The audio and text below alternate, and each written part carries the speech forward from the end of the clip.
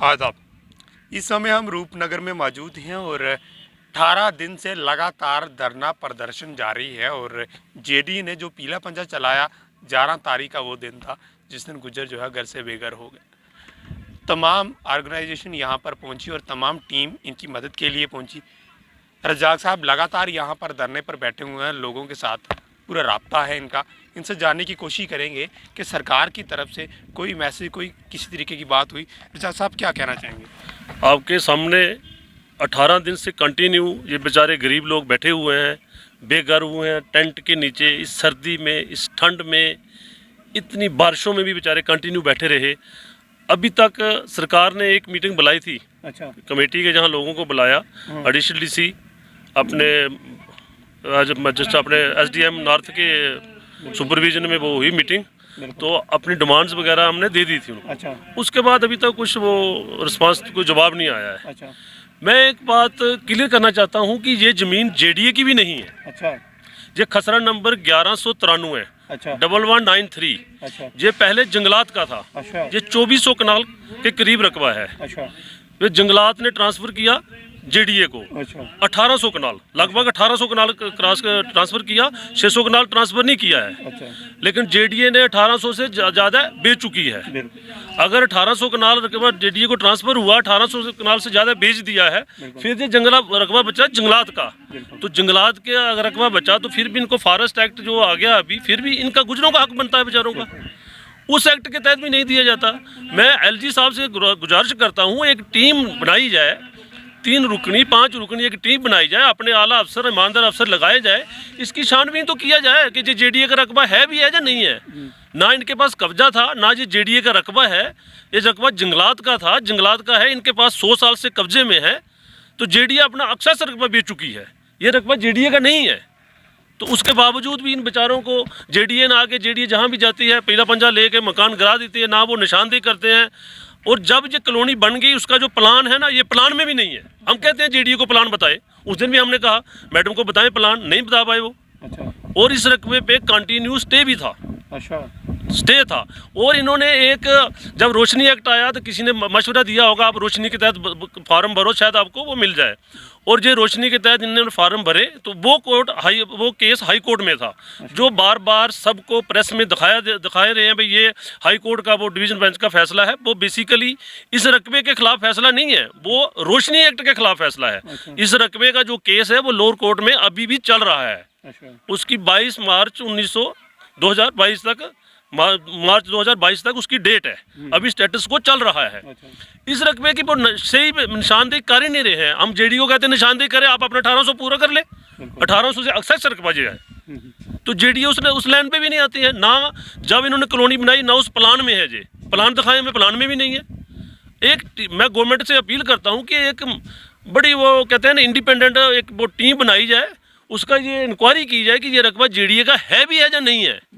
खामखाई JDA तंग करती है जहाँ भी है गरीबों को। इन देखो, ये बेचारों के पास बकरियाँ, इनकी 4-5 बकरियाँ चोरी भी हो गई हैं, 2-3 गाय मर गई हैं, इनके माल मवेशी ठंड में खज्जल हो रहे हैं। और ये रकबा फॉरेस्ट एक्ट के तहत भी गुजरों का बनता है। और हम कहते हैं कि गुजरों को एक्ट दिया गया, खाली गुजरों को इस्तेमाल करना है, जब गुजरों को कुछ देना भी है। अगर देना है वाकई गुजरों के साथ हमदर्दी है तो बनाए एक टीम, हमारे बंदे भी बैठ के टीम बना के करे जेडीए निशानदेही करके निकाले रकबा जेडीए का है भी है या नहीं है, फिर हल निकाले। ये जेडीए का रकबा है ही नहीं है ना, जेडीए के इसमें प्लान में है, ये सब वो झूठ है। रज्जाक साहब, जानना चाहूँगा कि जिस तरह की कंट्रोवर्सी चल रही है, कुछ लोग कह रहे हैं कि 127 वो फैमिली है जो कह रही है कि यहाँ पर हमारी ज़मीन है, आखिर ये हो क्या रहा है? ये लोग कहते हैं हमारी ज़मीन है, तो आप यहाँ के बसिंदे हैं, क्या कहना चाहेंगे कि ये मसला क्या है, पूरा माजरा क्या है? देखो, जो 127 लोग जिनको प्लाट जेडीए ने लाट किए हैं, हमारी उनके साथ भी हमदर्दी है। वो भी हमारे जम्मू कश्मीर के लोग हैं, कोई बाहर के लोग नहीं है। हमारा यहाँ हिंदू मुस्लिम का कोई मसला नहीं है। उसमें जो जिनको लाट हुए वहाँ हिंदू भी है, सिख भी है, मुस्लिम भी है, सबको लाट हुए हैं। लेकिन मैं ये कहता हूँ कि जब कब्जा इन गुजरों के पास था, जो जहाँ के बशिंदे हैं 100-150 साल पहले के जो गुजरे हैं, तो फिर अलॉटमेंट कैसे कर सकते थे? अलॉटमेंट कर ही नहीं सकते थे। फिर जेडीए का रकबा है ही नहीं, ये रकबा जंगलात का है पुराना। जेडीए को 1800 जो कनाल हुआ, जेडीए उससे ज़्यादा बेच चुकी है। अच्छा, हाँ, बेच चुकी है। अब होता है ना भाई, एक प्लाट बेचा तो फिर आगे आगे आगे आगे करते, ये भी इन्होंने देखा खाली रकबा पड़ा हुआ है, इस पे कल्टीवेट करते थे ये, इसमें खेती बाड़ी करते थे, मक्क लगाते थे बकायदा ये, और 100 साल से कर रहे हैं। ये दरख्त बोलते हैं, ये ज़मीन बोलते हैं, बंजर ज़मीन और इस ज़मीन में फ़र्क नज़र आएगा आपको। आप वो देखो, इसके बैक साइड पे देखो, वो खाली जो ज़मीन पड़ी जिस पे हल नहीं चली है, उसकी अलग किस्म है, इसकी अलग किस्म है। इस ज़मीन को देखा जाए तो इसलिए हमें उनके साथ भी हमदर्दी है। बहुत सी जेडीए की ज़मीन पड़ी है, नीचे ज़मीन पड़ी है उनको, ये ऊपर सेक्टरों में ज़मीन पड़ी हुई है, 9 नंबर सेक्टर में भी है, नीचे 2 नंबर सेक्टर में भी है, तो उनको वहाँ प्लाट दीजिए। हमें उनसे कोई वो नहीं है, जब बेचारों से उनसे कोई लड़ाई नहीं है। हम कहते हैं उनको वहाँ प्लाट दी जाए, इनका जो हक बनता है। अगर फॉरेस्ट एक्ट के तहत आता था फिर भी इनको नहीं उठा सकते आप लोग, क्योंकि हिंदुस्तान का कानून है ना। हम तो हिंदुस्तान के कानून से मांगते हैं, हम कानून को मानने वाले लोग हैं, कानून को तोड़ने वाले लोग नहीं है। और ये गलत कहा जाता है, ये जो कुछ लोग हैं, जो जम्मू कश्मीर, जम्मू में कुछ लोग हैं जो पहले से ही जब कहीं भी किसी की बात हो तो फटाफट एकदम आगे आ जाना, जी हमारा मसला है, जी हमारा मसला है, ये 127 फैमिली का मसला है। हम कहते हैं बैठे 127 फैमिली बैठे, ये लोग भी बैठे, और गवर्नमेंट एक कमेटी तश्कील दे, तो जो जिसका हक बनता है उसको हक दिया जाए। और इनका हक बनता है, 100 साल से ये लोग हैं। अब लगातार 18 दिन से धरने पर बैठे हुए हैं। अगर सरकार आपके फैसले को, इन लोगों को ज़मीन नहीं मिलती रहने के लिए, तो क्या फैसला है आपकी टीम का और जो प्रदर्शन पर बैठे हुए? देखो, हम कानूनी तौर धरना जो देना, जो पीसफुल धरना, ये हमारा कॉन्स्टिट्यूशनली राइट है हमारा। ये हमें हक मिलता है कानून से कि आप धरना दे सकते हैं।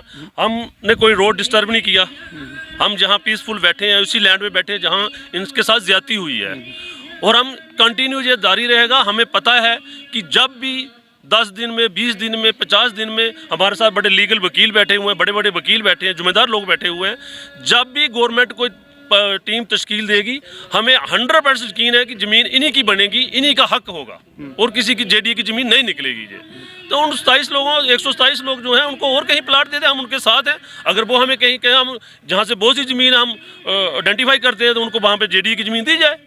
ये ज़मीन इन लोगों की है, ये इन्हीं को दी जाए, जिनका हक LV 6 Act 432 के तहत इंतकाल इनका किया जाए। अगर वो नहीं तो फॉरेस्ट एक्ट के तहत भी इनको रकबा इनका हक बनता है। दोनों में से कोई भी कानून दे दो। बहुत शुक्रिया। ये थे हमारे साथ रज़ाक साहब। तमाम बातें हुई क्योंकि यहाँ के बशिंदे हैं और इन लोगों के साथ इनका लगातार रब्ता है, और लगातार 18 दिन से धरने पर बैठे हुए हैं। हक और इंसाफ की बात की जाती है। जैसे इन्होंने बताया कि एक ही मीटिंग हुई, मीटिंग का जो है वो सरकार की ओर से कोई रिप्लाई नहीं आया, यानी कि उनकी तरफ से कोई मैसेज नहीं आया कि आखिर इस मसले को हल किया जाएगा या नहीं किया जाएगा। लोग लगातार धरने पर बैठे हैं। यहाँ पर कुछ ऐसे लोग हैं जिनके पास इंसानियत नाम की एक चीज़ है, वो लगातार धरना कर रहे हैं। जो कंट्रोवर्सी हिंदू मुसलमान की लड़ाई करना चाहते हैं, वो कृपया करके अपनी इंसानियत देखिए। इंसान का फ़र्ज़ है इंसानियत देखना। हिंदू मुसलमान की कंट्रोवर्सी में मत फंसें, और ना ही जम्मू कश्मीर के आम नागरिक को, आम सिटीज़न को फंसाएं। फिलहाल आप देखते रहिए JKUT update. Cameraman Munir Chaudhary के साथ।